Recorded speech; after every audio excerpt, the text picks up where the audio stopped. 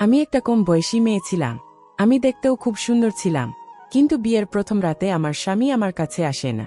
আমার মনে অনেক প্রশ্ন জাগে। আমার স্বামী কি অন্য কাউকে ভালোবাস, নাকি সে পুরুষহীন ব্যক্তি? আমি একজন বাবার সাথে দেখা করি। তিনি আমাকে একটা উপায় বলেন।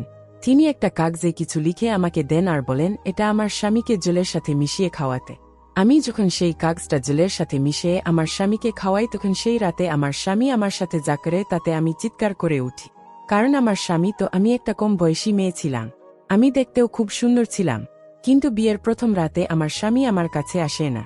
আমার মনে অনেক প্রশ্ন জাগে। আমার স্বামী কি অন্য কাউকে ভালোবাস, নাকি সে পুরুষহীন ব্যক্তি? আমি একজন বাবার সাথে দেখা করি। তিনি আমাকে একটা উপায় বলেন। তিনি একটা কাগজে কিছু লিখে আমাকে দেন আর বলেন এটা আমার স্বামীকে জলের সাথে মিশিয়ে খাওয়াতে। আমি যখন সেই কাগজটা জলের সাথে মিশিয়ে আমার স্বামীকে খাওয়াই, তখন সেই রাতে আমার স্বামী আমার সাথে যা করে তাতে আমি চিৎকার করে উঠি। কারণ আমার স্বামী তো মা বাবা আমার নাম বিধি রেখেছিল, কারণ আমি খুব সুন্দর দেখতে ছিলাম। তখন আমার খুব কম বয়স ছিল, কিন্তু মা বলে ওর এখনই বিয়ের ব্যবস্থা করা উচিত। বিয়ের কথা শুনে আমি তো অবাক হয়ে যাই। আমি ভাবতে পারিনি যে এত তাড়াতাড়ি আমার বিয়ে দেওয়া হবে। তবে এর পেছনে একটা গল্প ছিল। আমার মায়ের বিয়ে ৩০ বছর বয়সে হয়েছিল। মা মনে করত যে মেয়েরা যত সুন্দর দেখতে হবে তত তাড়াতাড়ি তার স্বামীর মন জয় করতে পারবে, আর কম বয়সী মেয়েরা বেশি সুন্দর হয়। এত বয়স বাড়ে তত শরীরে চর্বি জমে আর মেয়েরা মোটা হতে থাকে। তাদের সৌন্দর্য কমে যায়। বিয়ের সময় মেয়েদের সৌন্দর্য দেখা হয়, আর না হলে টাক। মেয়েরা সুন্দর দেখতে হলে তারা খারাপ শ্বশুর বাড়িতেও ঠিক নিজেদের জায়গা করে নিতে পারে। আমি জানি না মায়ের এই কথাগুলো ঠিক না ভুল, কিন্তু সবাই এটাই বলে যে মা ঠিক বলছে। তাই খুব কম বয়সে আমার বিয়ে ঠিক করা হয়। আমার বিয়ে নিয়ে কোনো উৎসাহ ছিল না। আমার বয়স মাত্র ৬ বছর ছিল। তখন আমি কিছুই বুঝতাম না। হ্যাঁ, আমি খুশি হয়েছিলাম এই ভেবে যে আমি নতুন জামা কাপড় পা, অনেক গয়নাগাটি পা। কিন্তু বিয়ে জিনিসটা কি সেটা আমি তখনও বুঝতাম না। বিয়ের ৬ মাস আগে আমার মা আমাকে আমার পিসির বাড়িতে রেখে দিয়ে যায়, আর আমার পিসিকে বলে যায় যে আমাকে সব শিখিয়ে পুড়িয়ে দিতে, কারণ আমার বাড়িতে শুধু আমি আর আমার মা থাকতাম, কিন্তু পিসির বাড়িতে অনেক মেয়েরা থাকত। মা বলতো যে মেয়েদের সাথে থাকলে তুই সব শিখে যাবি। কি করে সংসার করতে হয়, কি করে রান্না করতে হয়, কি করে সাজতে হয়, কার সাথে কিভাবে কথা বলতে হয়, ওরা তোকে সব শিখিয়ে দেবে। আমাকে এমন ভাবে ট্রেনিং দেওয়া হচ্ছিল যেন মনে হচ্ছিল আমি কোন যুদ্ধে যাচ্ছি। পিসির বাড়িতে আমার সময় ভালোই কাট।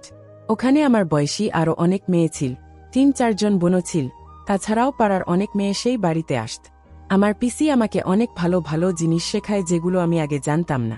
আমার বিয়ে হয়ে গেল আর আমি আমার শ্বশুর বাড়িতে চলে এলাম। বিয়ের প্রথম রাতে আমি আমার ঘরে বসেছিলাম। আমার স্বামী ঘরে আসে, কিন্তু পিসি আমাকে যেসব শিখিয়ে দিয়েছিল সেসব কিছুই হয় না।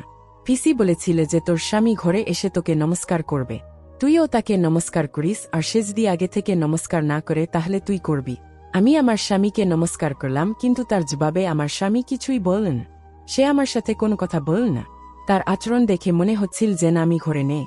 আমার শ্বশুর বাড়ির বাকি লোকেরা নতুন বউয়ের সাথে যেরকম ব্যবহার করা উচিত সেরকমই করছিল। তারা সব নিয়ম কানুন আচার অনুষ্ঠান পালন করে, কিন্তু আমার স্বামী আমাকে এরকম অবজ্ঞা করছে কেন? আমি কম বয়সী ছিলাম, সুন্দর দেখতেও ছিলাম। আমার তুলনায় আমার স্বামীর বয়স একটু বেশি ছিল, তার ওজনও বেশি ছিল।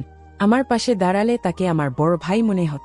আমার শ্বশুর বাড়িতে অনেক আত্মীয় স্বজন আমাকে দেখতে আস। আমাকে রোজ সেজেগুজে তৈরি থাকতে হয়। আমি রোজ নতুন নতুন শাড়ি পরতাম আর রোজ নতুন ভাবে সাজতাম, এই ভেবে যে আমার স্বামীর কোনো না কোনো দিন আমার সাজটা ঠিক পছন্দ হবে। আমার পোশাকের কোনো একটা রং তো ঠিক পছন্দ হবে, আর তখনই ও আমাকে দেখবে আর আমাকে বলবে তার কাছে এসে বসতে। কিন্তু আমাকে কাছে ডাকা তো দূরের কথা, সে আমার দিকে ফিরেও তাকালো না। প্রতিবেশীদের মধ্যে এক মহিলা এসেছিল যে আমাকে অনেকক্ষণ ধরে লক্ষ্য করছিল। আমি আমার শাশুড়ি মাকে জিজ্ঞেস করি যে ওই মহিলা আমার দিকে ওইভাবে তাকিয়ে আছে কেন। আমার শাশুড়ি মা বলে, সেরকম কিছুই নাই বোম, তুমি ভুল ভাবছ। নতুন বুকে তো সবাই দেখতে এসেছ। তুমি নতুন বউ বলে সে হয়তো তোমাকে দেখছে। কিছুক্ষণ পর আমি যখন ঘরে জল খেতে আসি, তখন সেই মহিলা আমার ঘরে ঢুকে পড়ে আর ঘরের দরজাটা বন্ধ করে দেয়। আমি চমকে উঠি। সেই মহিলা আমাকে বলে, তুমি খুব সরল মেয়ে, কিন্তু তুমি ভুল জায়গায় এসে পড়েছ।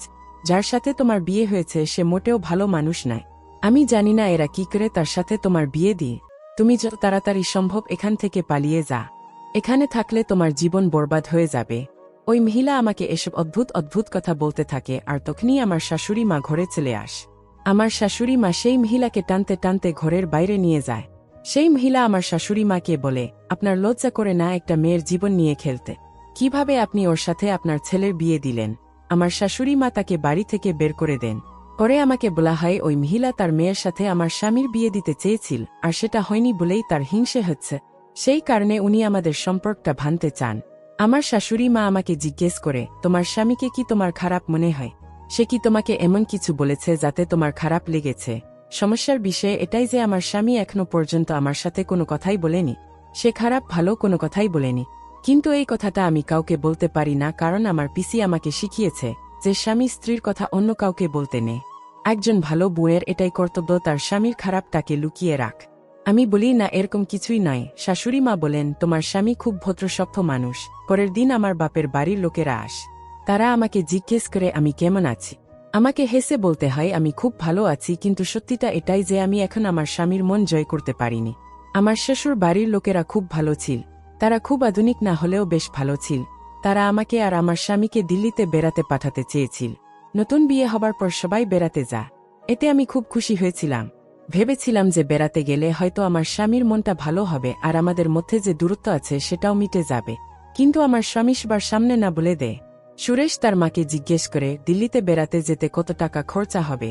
মা বলে, মোটামুটি 30,000 তো লাগবেই। সুরেশ বলে, ওই টাকাটা তুমি মন্দিরে চাঁদা হিসেবে দিয়ে দিও অথবা কোনো গরিব মানুষকে খেতে দিই। বেরিয়েও তো টাকা নষ্ট করার কোন প্রয়োজন নেই। এতে আমার মনটা খারাপ হয়ে যায়, কিন্তু আমি ভাবি যে সুরেশ তো ঠিক কথাই বলেছে। ওর কথা শুনে আমার মনে হলো যে ও মানুষটা খারাপ নয়। ওই মহিলা মিথ্যা কথা বলছিল। আমি যখন আমার বাপের বাড়িতে আসি তখন আমার পিসিও সেখানে এসেছিল। পিসি আমাকে জিজ্ঞেস করে, সবকিছু কেমন চলছে? তুই শ্বশুর বাড়িতে সবার সেবা যত্ন করছিস, তোর স্বামীর সাথে কেমন সম্পর্ক তৈরি হয়েছে? কিন্তু যখন আমি পিসিকে সব কথা খুলে বলি তখন সে খুব চিন্তায় পড়ে যা। পিসি বলে, তোকে আমি একটা কথা বলি, কিন্তু তুই এটা কাউকে বলবি না। কিছু কিছু পুরুষ মানুষ এমন আছে যাদের মেয়েদের প্রতি কোনো আকর্ষণ থাকেন। সবাই ওদেরকে পুরুষহীন ব্যক্তি বল। না হলে এমনটা হতেই পারে না যে বিয়ের প্রথম রাতে তোর মতন বোনের দিকে সে ফিরেও তাকাবে না। আমার মনে হয় তোর স্বামীরও এরকম কিছু সমস্যা আছে। এটা শুনে আমি খুব বিব্রত হই। পিসি আরও বলে, এরকম পুরুষ মানুষদের সমাজ ভালো চোখে দেখে না। গ্রামের লোকেরা ওদেরকে নিয়ে অনেক খারাপ কথা বলে। আমি জিজ্ঞেস করি, এর কোনো চিকিৎসা নেই? পিসি বলে, কথা বলেও এরকম সমস্যার সমাধান করা যায়। কেউ যদি তাকে ভালোভাবে বোঝায় তাহলে সে ঠিক হতে পারে। এছাড়াও সাধু বাবার কাছে এর ওষুধ আছে। তাকে ডাক্তারের কাছেও নিয়ে যাওয়া যেতে পারে। ডাক্তারের কাছেও এর চিকিৎসা আছে। কিন্তু যতদিন না তোর স্বামী তোর সাথে খোলা মনে মিশছে ততদিন তুই এই ব্যাপারে কোনো কথা বলবি না। না হলে তোদের মধ্যে ঝগড়া হয়ে যেতে পারে। আমি এই বিষয়টা নিয়ে খুব চিন্তায় পড়ে গেছিলাম। আমি আমার বাড়ি ফিরে আসি। আমি আমার ঘরের আলমারিটা পরিষ্কার করতে শুরু করি। সেখানে আমি একটা পুরনো ব্যাগ খুঁজে পাই। সেই ব্যাগটা বেশ ভারী ছিল। নতুন বোনের ঘরে কোনো পুরনো জিনিসপত্র রাখা উচিত নয়। মনে হয় কেউ এটা নিয়ে যেতে ভুলে গেছে। ওই ব্যাগের গায়ে আমার স্বামী সুরেশের নাম লেখা ছিল। তার মানে এটা আমার স্বামীর। তাহলে তো এটা আমার। সবাই বলে স্বামীর সব জিনিসের উপর স্ত্রীর অধিকার থাকে। তাহলে আমি এটা খুলে দেখতে পারি। আমি দরজাটা বন্ধ করে ব্যাগটা খুলে দেখি। ভেতরে আমি যা সব দেখি তা আমি কিছুই বুঝতে পারি না। ভেতরে আমি একটা দড়ি দেখতে পাই আর একটা লাঠির মতো জিনিস, যেটা যারা ঘোড়া বা গরুর গাড়ি চালায় তাদের হাতে দেখা যায়। আর কিছু ফাঁস ছিল যেগুলো জানোয়ারদেরকে ধরার জন্য ব্যবহার করা হয়। আমি ওইগুলো দেখছিলাম, তখন হঠাৎ আমার স্বামী ঘরের ভেতর চলে আস। আমি নর্মাল ভাবে জিজ্ঞেস করি, এইগুলো কি? তারপর ও যা করে তা আমি ভাবতেও পারিনি। আমার হাতে ওই ব্যাগটা দেখে ও পাগল হয়ে যায়। ও দৌড়ে এসে আমার হাত থেকে ব্যাগটা কেড়ে নেয়। ব্যাগ থেকে লোহার মতন একটা জিনিস আমার পায়ের উপর পড়ে যায়। সুরেশ আমার গালে থাপ্পড় মারে আর বলে, তোমার সাহস কি করে হয় আমার জিনিসে হাত দেওয়ার? কারোর জিনিসে না বলে হাত দিতে নেই, তোমার মা বাবা এটা তোমাকে শেখায়নি। আর কোন দিন যদি দেখেছি আমার জিনিসে হাত দিতে তাহলে আমি তোমাকে মেরেই ফেলবো। আমি কাঁদতে শুরু করি আর কাঁদতে কাঁদতে ঘর থেকে বেরিয়ে যাচ্ছিলাম। তখন সুরেশ আমার হাতটা চেপে ধরে বলে, এই কথাটা যদি বাড়ির আর কেউ জানতে পারে তাহলে আমার থেকে খারাপ আর কেউ হবেন। কথাটা মাথায় রেখ আমি ঘরের এক কোনায় বসে সারা রাত কাঁদতে থাকি। আমার মনে হয় সুরেশের নিশ্চয়ই কোনো সমস্যা আছে। হয় ওর কোন মানসিক সমস্যা আছে বা কেউ ওর উপর কোনো জাদু করেছে। না হলে নতুন বউয়ের গায়ে কেউ এভাবে হাত তোলে। পরের দিন সকালে আমি আমার পিসিকে ফোন করি। কাল রাতে কি ঘটেছে সেই ব্যাপারে আমি তাকে কিছু বলি না। আমি শুধু তাকে বলি আমাকে এমন কোন বাবার সন্ধান দিতে যে আমাকে সাহায্য করতে পারবে। পিসি বলে, যেই গ্রামে আমি আছি সেখানে একজন নামকরা বাবা আছেন, তুই তার কাছে তিনি তোকে সাহায্য করবে। তারপরের দিন আমি বাপের বাড়ি যাবার বাহানায় আমার ছোট ভাইকে নিয়ে সেই বাবার আশ্রমে যায়। আমার ছোট ভাইয়ের বয়স 6 বছর ছিল। সে এসব কিছু বুঝত না। সেই বাবার বয়সও বেশি ছিলেন। তিনি আমার স্বামীর বয়সী হবে। কিন্তু আশেপাশে আমি ওনার খুব প্রশংসা শুনতে পাচ্ছিলাম। তাই আমি ওনার আশ্রমে গিয়ে বসলাম। যখন আমার সুযোগ এলো তখন আমি বাবাকে সব কথা খুলে বললাম। আমি বললাম, আমার মনে হয় আমার স্বামী পুরুষহীন ব্যক্তি, তার মহিলাদের প্রতি কোনো আকর্ষণ নেই। আপনি এমন কিছু একটা করুন যাতে আমার স্বামী আমাকে ভালোবাসে। বাবা আমাকে জিজ্ঞেস করে আমি কোন বাড়ি থেকে এসেছি। আমি আমার শ্বশুর বাড়ির নাম বলি না, কারণ আমি চাই না আমার স্বামীর এই বিষয়টা জানাজানি হোক। আমি অন্য একটা ভুল ঠিকানা দিয়ে দিই। বাবা বলেন, আজকাল এসব খুব বেশি হচ্ছে।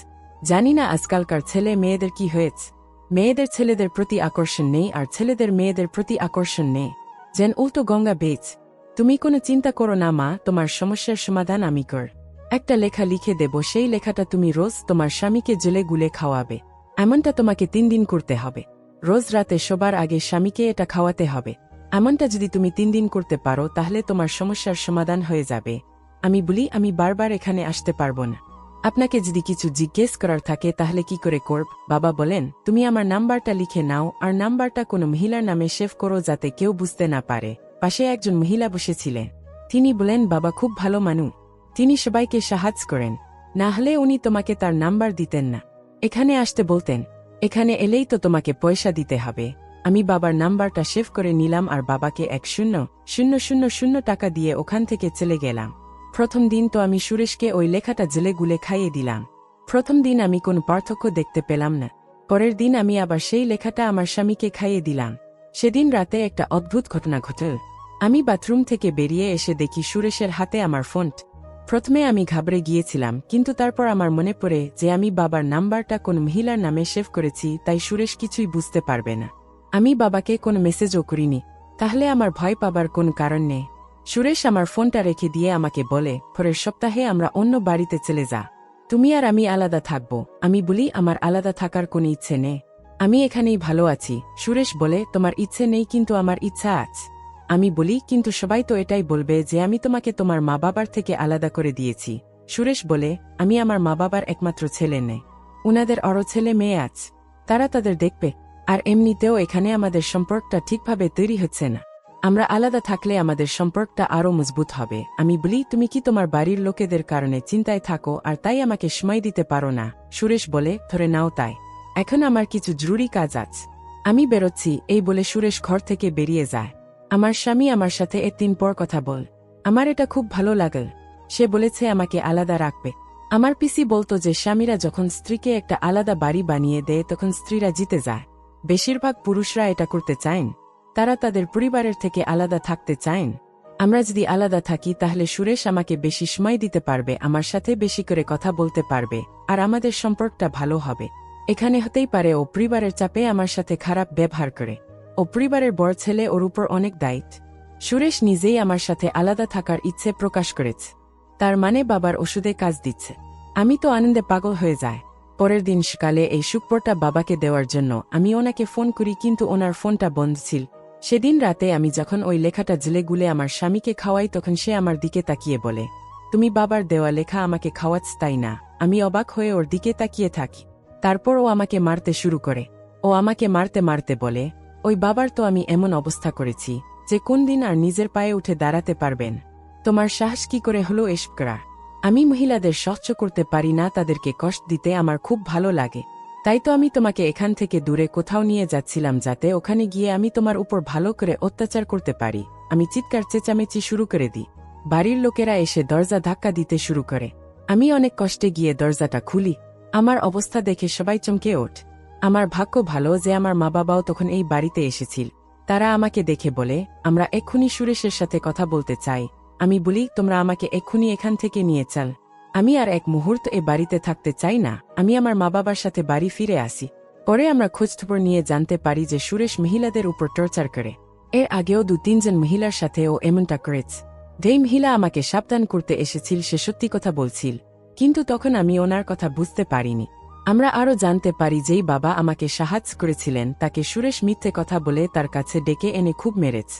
তিনি এখন হাসপাতালে। আমার পরিচিত একজন উকিল ছিল, তাকে দিয়ে আমি আমার ডিভোর্স কেস ফাইল করাই। আমার ডিভোর্স হয়ে যায়, কিন্তু আমার জীবনটা বরবাদ হয়ে যায়। 6 বছর আমি বাড়িতে বসে থাকি, আমার জন্য কোনো ভালো সম্বন্ধে আসছিল না। তারপর 6 বছর পর আমার একটা সম্বন্ধ আস, যার সাথে আমার বিয়ে ঠিক হয়। তার আগের স্ত্রী মারা গেছে, তার 2 জন ছেলে আছে। মা বাবা আমার বিয়ে দিয়ে দেয়। একদিন আমি জানতে পারি যে সুরেশের একটা বড় অ্যাক্সিডেন্ট হয়েছে। সে এখন বিছানায় পড়ে আছে আর তার দেখাশোনা করার মতন কেউ নেই। তার দুটো পা অকেজো হয়ে গেছে, সে আর হাঁটতে চলতে পারে না, তাকে হুইল চেয়ারে করে ঘুরতে হয়। এটা শুনে প্রথমে আমার খারাপ লাগে, কিন্তু তারপর মনে হয় এটা ভগবানের মার। আমার মতো মেয়েরা যাদের উপর সে অত্যাচার করেছে, আমাদের হয়ে ভগবান ওর উপর প্রতিশোধ নিয়েছে। এখন আমার যার সাথে বিয়ে হয়েছে সে খুব ভালো মানুষ, খুব ভালোভাবে আমার খেয়াল রাখ। তার দুজন ছেলে আছে যারা আমাকে মা বলে ডাক। মা ডাকটা শুনতে আমার খুব ভালো লাগে। আপনাদের বলছি, আপনারা মেয়েদের বিয়ে দেবার আগে খুব ভালো করে খোঁজ খবর নেবেন, কারণ এটা আপনার মেয়ের সারা জীবনের প্রশ্ন। সে যদি কোনো খারাপ ছেলের হাতে পড়ে যায় তাহলে তার পুরো জীবনটাই শেষ হয়ে যাবে। মেয়ের বিয়ে দেওয়ার আগে এটা দেখবেন না যে ছেলেটার কত টাকা আছে, এটা দেখবেন যে সে কেমন মানুষ। আজও আমি মাঝেমধ্যে রাতে ঘুমের মধ্যে ভয়ে আটকে উঠি, শুধু ভাবি যে সুরেশ আমার জন্য পুরো প্ল্যান সাজিয়ে রেখেছিল। ও যদি আমাকে একবার অন্য বাড়িতে নিয়েছিলে, যেতে তখন আমাকে সাহায্য করার মতো কেউ থাকতো না। ভগবানের অসীম কৃপা যে আমি বেঁচে গেছি। ধন্যবাদ বন্ধুর।